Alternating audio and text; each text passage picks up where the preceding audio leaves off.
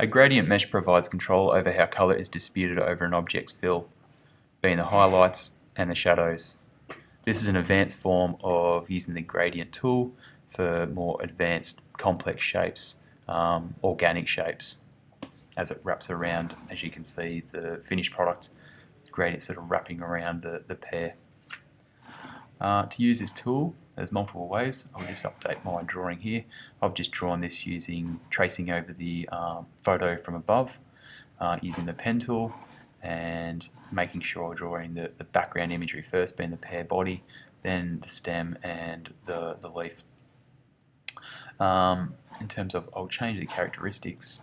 Here I've added a radial gradient, just a simple stroke, and here I'll take a sample of the finished product.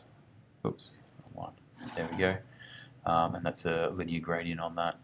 When applying a linear gradient to the body, it's not going to work very well, and neither does the radial gradient in terms of the highlight casting down the body of the pear. To use a gradient mesh, there's the mesh tool on the toolbox, and that's simply just going to be clicking multiple times where you want it to change the characteristics of the colour. However, it's not very uniform, as you can see, so my preferred option is just undoing them, going up to Objects, down to Create Gradient Mesh. It will then state how many rows and columns, so it is uniform. Obviously you can change it to multiple. Generally 4 works out quite well, and there's not too many points to change, and it still picks up the qualities that it needs to. Changing the appearance, so if it's flat, to center where the highlights are, or to the edge where the highlights are, so just reversing it and always using the preview mode to give you an example. And then simply clicking on OK. I'll zoom in. Then what we need to do is go through and change the colours of obviously each point. So what Illustrator is doing is just making this point so it's white and the outside points as it's black, so changing them to the colours you require. So using the direct selection tool, select, hold shift to select multiple as I select all these ones around the outside.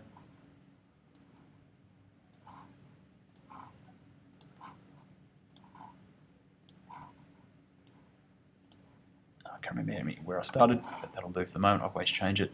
Then you can eyedrop from the original product if you wish. You can eyedrop from another shape, or you can use the snap that off, the swatch tool to select a colour from there. Then it's going to be simply going through, and it's best to work from the outside in.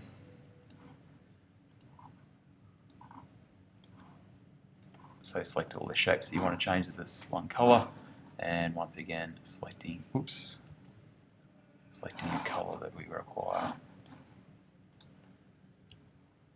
I'll just do a few down this way, wrap around, and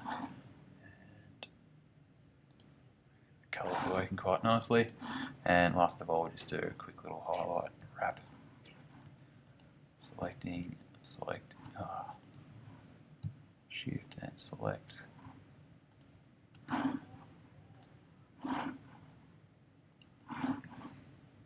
Sometimes when we're changing it from this spot and selecting a colour from another object, sometimes this changes to grey for some reason.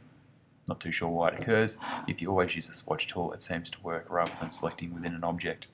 Then changing where these have occurred, obviously you can select the anchor points as well, and you can always move them and change the arc.